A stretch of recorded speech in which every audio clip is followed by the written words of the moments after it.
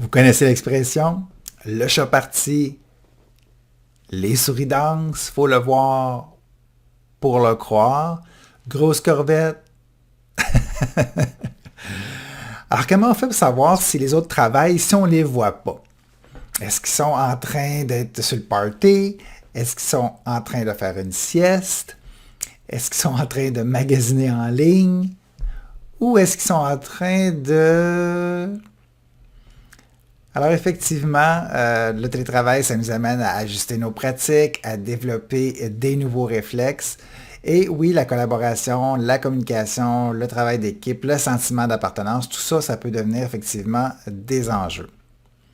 Alors la première question qu'on peut se poser, c'est est-ce que tout le monde est fait pour le télétravail? Bien, évidemment, il y a certains types de postes qui ne fonctionnent pas en télétravail. Par exemple, coiffeur ou gardien de prison. Mais pour la plupart des tâches, en fait, il y a une partie qui peut être faite au moins à distance. Mais évidemment, c'est pas tout le monde qui est nécessairement outillé pour pouvoir être efficace et performant à distance. Donc, la bonne nouvelle, c'est que c'est des choses qui s'apprennent. Donc, on peut développer des nouvelles habiletés pour être effectivement à la fois efficace en présentiel et en distanciel. Alors, tout le monde parle du fameux retour à la normale. Mais de quelle normale on parle? Est-ce que c'est le bureau à temps plein? Est-ce que c'est le télétravail à temps plein? Est-ce que c'est la pleine flexibilité ou le temps fixe partagé? Alors évidemment, c'est pas tout le monde qui a les mêmes attentes et c'est pas tout le monde qui a le même niveau de confort, donc c'est important vraiment d'adapter notre approche à chacun. Alors c'est sûr que les gens apprécient beaucoup la flexibilité et l'autonomie de pouvoir travailler à distance, mais évidemment, avec l'autonomie viennent aussi les responsabilités. Donc, on ne peut pas avoir à la fois le beurre et l'argent du beurre. Donc, on va explorer ensemble 5 caractéristiques d'un travail hybride performant. Première caractéristique, l'environnement doit être sécuritaire. Donc, sécuritaire à la fois pour l'organisation, c'est-à-dire qu'on doit être assuré que le niveau de prestation de qualité des produits et des services va être maintenu, peu importe l'endroit où l'employé travaille. Ensuite, sécuritaire aussi pour les clients au niveau, par exemple, de la confidentialité des informations. Et aussi sécuritaire pour les employés.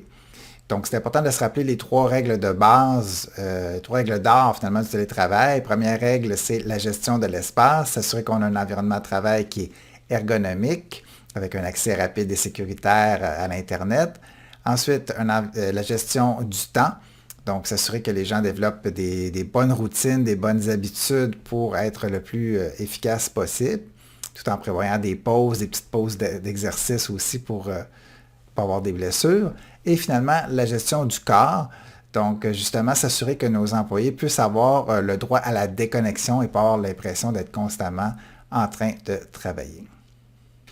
Deuxième caractéristique d'un environnement de travail hybride performant, c'est qu'il doit être inclusif. Les 2 grandes craintes des employés qui travaillent à distance, c'est de manquer des opportunités de carrière et c'est de ne pas avoir toutes les informations qu'ils ont besoin pour bien faire leur travail. Donc, qu'on travaille en présentiel ou à distanciel, c'est important que dans les 2 cas, l'expérience de l'employé soit optimale. Troisième caractéristique d'un environnement hybride performant, il doit être flexible. Donc, c'est-à-dire que nos modes de communication doivent s'adapter aux différences et aux circonstances. Donc, il y a des gens qui, parfois, dans un appel vidéo, vont être plus introvertis, donc leur offrir la chance de donner leur opinion peut-être en les communiquant par téléphone par la suite.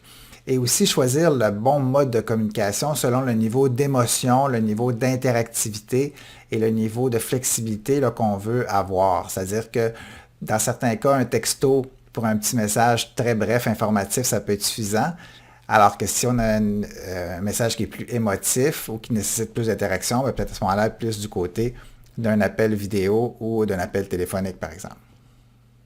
Quatrième caractéristique d'un environnement de travail hybride performant, il doit être empathique. Alors, on le sait, les conditions de travail ne sont pas toujours optimales, dépendamment où on se situe. Donc, c'est important de faire preuve d'ouverture et d'indulgence et aussi en même temps de clarifier c'est quoi nos règles de fonctionnement entre collègues pour s'assurer que finalement, on n'ait pas des messages qui tombent dans le vide pendant quelques jours ou que les gens soient dérangés par ce qui se passe autour.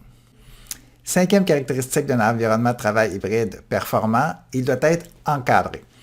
Alors, on le sait, il y a des tâches qui sont plus efficaces quand elles sont faites en présentiel, d'autres en distanciel. C'est vraiment de la complexité émotionnelle de l'activité en tant que telle. Aussi, c'est important de se rappeler que il faut être capable de ce que j'appelle synchroniser l'asynchrone. Donc, quand on a des gens qui sont en présentiel, c'est important de trouver des moments où tout le monde travaille sur la même tâche en même temps ou dans une même réunion. Mais c'est aussi vrai quand on a des gens en distanciel. Donc, s'assurer qu'on a des moments où tout le monde est synchronisé au niveau du travail. Alors, on est habitué à une époque où le temps plus la présence physique égalait du travail. Alors aujourd'hui, le travail, c'est plus un endroit où on va, c'est vraiment quelque chose que l'on fait. Et les gens s'attendent à avoir la latitude et l'autonomie pour pouvoir faire de leur mieux, avoir la confiance finalement de faire un bon travail, et ce, peu importe l'endroit où ils se trouvent. Alors, il s'agit vraiment de trouver l'équilibre entre le contrôle et la confiance en s'assurant qu'il y a une structure, il y a un cadre, il y a du support pour que les gens puissent exercer leur autonomie avec succès. Et aussi, en même temps, il faut apprendre à lâcher prise sur le comment et se concentrer plus sur le quoi et surtout sur le pourquoi.